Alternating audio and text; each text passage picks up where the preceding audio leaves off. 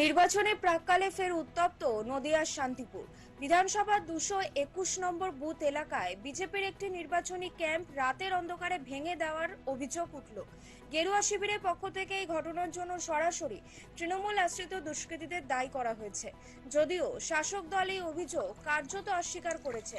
স্থানীয় সূত্রে খবর, শান্তিপুর বিধানসভা 221 নম্বর বুথ এলাকায় দলীয় কর্মী বসার জন্য একটি অস্থায়ী ক্যাম্প তৈরি করেছিল বিজেপি।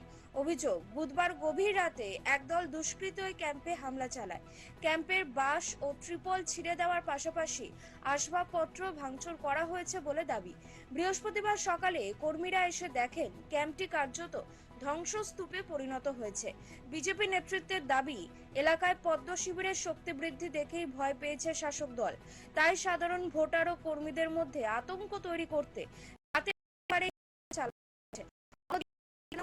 থেকে পাল্টা দাবি করা হয়েছে এটা বিজেপির আদি ও নব্বের লড়াইয়ের ফল। পরাজয় নিশ্চিত জেনে তৃণমূলের ওপর মিথ্যা দোষারোপ করছে। ঘটনার খবর পেয়ে সকালে ঘটনাস্থলে পৌঁছয় শান্তিপুর থানার বিশাল পুলিশ বাহিনী। পুলিশ আধিকারিকরা ঘটনাস্থল খতিয়ে দেখেন এবং স্থানীয়দের সঙ্গে কথা বলেন। এলাকায় নতুন করে যাতে কোনো অশান্তি না ছড়ায় তার জন্য পুলিশের টহলও বাড়ানো হয়েছে। তবে এই ঘটনায় এখনো পর্যন্ত কেউ গ্রেফতার হয়নি। দোষীদের শাস্তির দাবিতে সরব হয়েছে স্থানীয় বিজেপি নেতৃত্ব। করার পরে রাত্রেও কালকে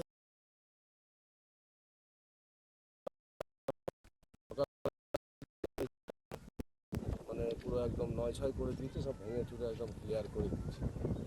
এখানকার রাত্রির থেকেই এলাকাটা উত্তপ্ত ছিল। নানা রকম হাড়মাট বাহিনীরা দিকে সব উৎপাত করে বেরিয়েছে। আমাদের ব্যানার ফ্লেক্স যা ছিল সবই কালকে রাত্রির থেকে সব টিয়ে করেছে। আমি সকালবেলায় আমাদের এই ক্যাম্পটা ভেঙে দিয়েছি। কারা করেছে বলে মনে হচ্ছে? এখানে কারা করেছে বুঝতেই পারছেন। এবার তো পঞ্চমুখী লড়াই শান্তিপুরে, সেই জায়গায় আমাদের শান্তিপুরে পঞ্চমুখী লড়াই কোনো ব্যাপার না। আমাদের শান্তিপুরে লড়াই হচ্ছে শাসক দল আর হচ্ছে আমরা।